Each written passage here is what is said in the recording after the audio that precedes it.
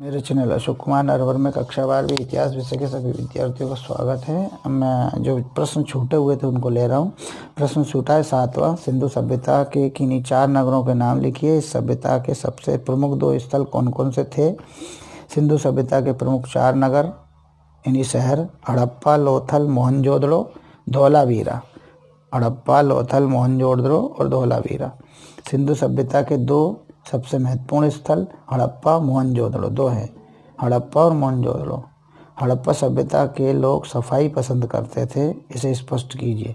हड़प्पा सभ्यता के लोग सफाई पसंद करते थे, ये कैसे स्पष्ट करना करिए। हड़प्पा सभ्यता के लोग सफाई पसंद करते थे, ये नामांकित या निम्नलिखित बातों से स्पष्ट हो जाता है। यह निम्नलिखित बातों से स्पष्ट होता है। पहला, लगभग प्रत्येक घर में एक स्नान गृह होता था। लगभग सभी घरों में एक बाथरूम यानी एक स्नान गृह होता था।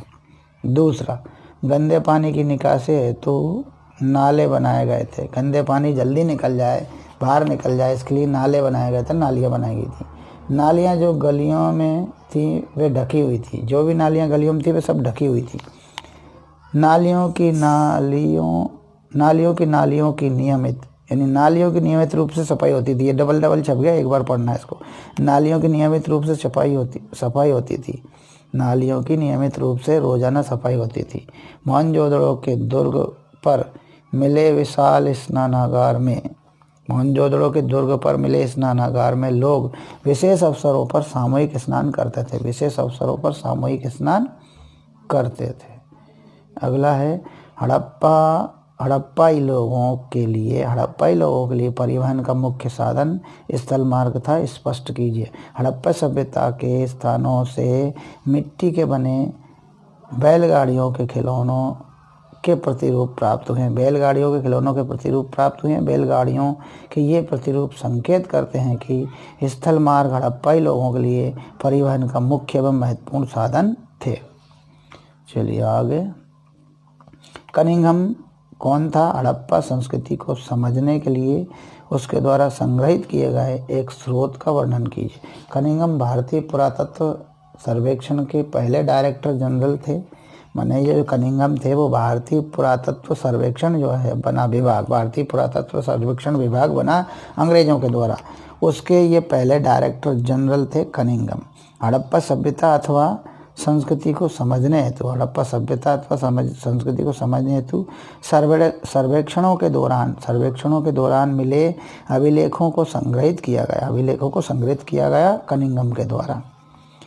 चलिए अगला है, R.E.M. व्हीलर कौन थे? भारतीय पुरातत्व में उनके एक प्रमुख योगदान का उल्लेख कीजिए। R.E.M. व्हीलर भारतीय पुरातत्व सर्वेक्षण का गवर्नर जनरल था, जो कि कनिंघम के बाद में बना होगा, बाद के कभी के समय में। भारतीय पुरातत्व सर्वेक्षण विभाग का गवर्नर जनरल ना होकर गवर्नर जनरल, उन्होंने पुरातत्व स्थलों की खुदाई टीलों के स्तर विन्यास के आधार पर की। उन्होंने पुरास्थलों की खुदाई कैसे की? टीलों के स्तर विन्यास के आधार पर की। हड़प्पा सभ्यता के पतन के लिए कौन से कारण उत्तरदायी थे? हड़प्पा सभ्यता के पतन के लिए निम्नलिखित कारण उत्तरदायी थे। पहला, भूमि का अत्यधिक उपयोग, जिससे भूमि अनउपजाऊ हो गई। वनों की कटाई, जिससे कि पर्यावरण संतुलन बिगड़ गया। नदियों का सूख जाना अर्थात मार्ग बदल देना। जलवायु परिवर्तन, अत्यधिक बाढ़ भी कारण, और जलवायु परिवर्तन, नदियों द्वारा अपना मार्ग बदल देना और सूख जाना, वनों की कटाई, भूमि का अत्यधिक उपयोग, ये सब कारण थे हड़प्पा सभ्यता के पतन के। अगले प्रश्न, पुरातत्वविदों ने किस क्षेत्र की संस्कृति को गणेश्वर जोधपुरा संस्कृति का नाम दिया है? इस संस्कृति के 2 विशिष्ट लक्षण बताइए। पुरातत्वविदों ने राजस्थान के खेतड़ी क्षेत्र की संस्कृति को गणेश्वर जोधपुरा संस्कृति नाम दिया है। गणेश्वर जोधपुरा संस्कृति के प्रमुख लक्षण निम्न हैं। इस संस्कृति के विशिष्ट मृद भांड माने मिट्टी के बर्तन हड़प्पा के मृद भांडों से बहुत अलग है। मिट्टी के माने इस विशिष्ट संस्कृति यानी गणेश्वर जोधपुरा जो संस्कृति है, इसके मिट्टी के बर्तन हड़प्पा के मिट्टी के बर्तनों से बहुत अलग हैं। यहाँ पर तांबे की वस्तुएं बहुतायत मात्रा में प्राप्त हुई हैं। मतलब यहाँ पर क्योंकि ये खेतड़ी भी तांबे की खुदाई के लिए प्रसिद्ध है, अभी वर्तमान में भी यहाँ तांबा बहुत अधिक उत्खनित होता है भारत का।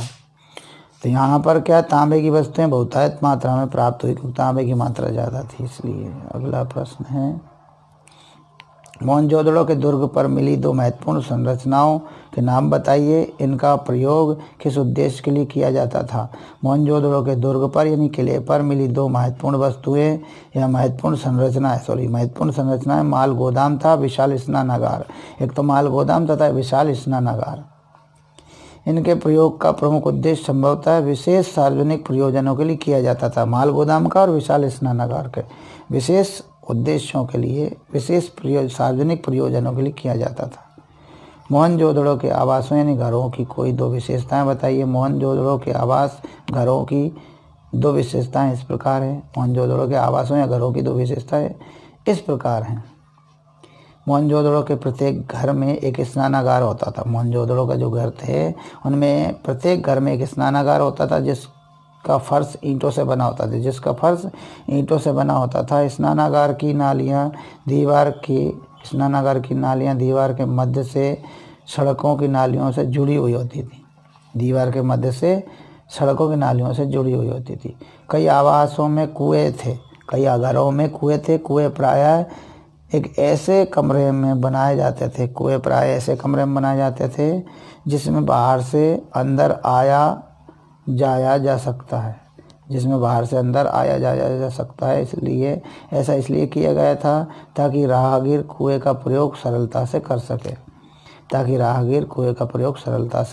सके आने जाने वाले। प्रथम शताब्दी में सिक्कों का उपयोग किस प्रकार किया जाता था। प्रथम शताब्दी में सिक्कों का उपयोग निम्नलिखित कार्यों के लिए किया जाता था। बहुमूल्य सिक्के जारी करके जनता में शासकों को लोकप्रिय बनाना तथा जनता का समर्थन। पहले तो यह था कि जनता में शासकों को लोकप्रिय बनाना, जनता का समर्थन प्राप्त करना। दूसरा, व्यापार में सिक्कों को विनिमय के रूप में प्रयोग करना। या लेन देन के रूप में प्रयोग करना। हड़प्पा स्थलों की जल निकासी प्रणाली की कोई दो विशेषताएं लिखिए। हड़प्पा स्थलों की जल निकासी प्रणाली की कोई दो विशेषताएं निम्नलिखित हैं। क्या क्या हैं? हड़प्पा शहरों की सबसे अनूठी विशेषताओं में से एक थी नियोजित जल निकास प्रणाली या नियोजित जल निकासी प्रणाली। जल निकास प्रणाली एक विशेषता थी। यहाँ सड़कों तथा गलियों को लगभग एक ग्रिड पद्धति में बनाया गया था। सड़कों और गलियों को एक ग्रिड पद्धति या सड़क या गली या सड़कें एक दूसरे को या गली से गली या सड़क से सड़क एक दूसरे को समकोण पर काटे। ये एक दूसरे को समकोण पर काटती थी, इसलिए इनको ग्रिड पद्धति बताया। फिर अगला है, जल निकासी प्रणाली में पहले नालियों के साथ गलियों को बनाया गया था।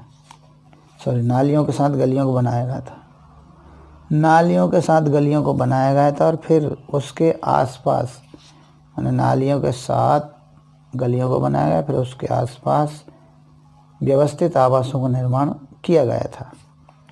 अगला प्रश्न, नागेश्वर और बालाकोट कहाँ स्थित हैं? ये किस प्रकार शिल्प के लिए विख्यात थे? नागेश्वर बालाकोट समुद्र तट के समीप स्थित थे। ये शंख से विभिन्न वस्तुएं बनाने के लिए विशिष्ट केंद्र माने जाते थे। इसका कारण यह था कि समुद्र तट के पास स्थित होने के कारण यह शंख अत्यधिक मात्रा में उपलब्ध थे। इस तरह से वीडियो भी हो चुका है। अब अगले वीडियो में हम लघु उत्तरीय प्रश्नों को लेंगे।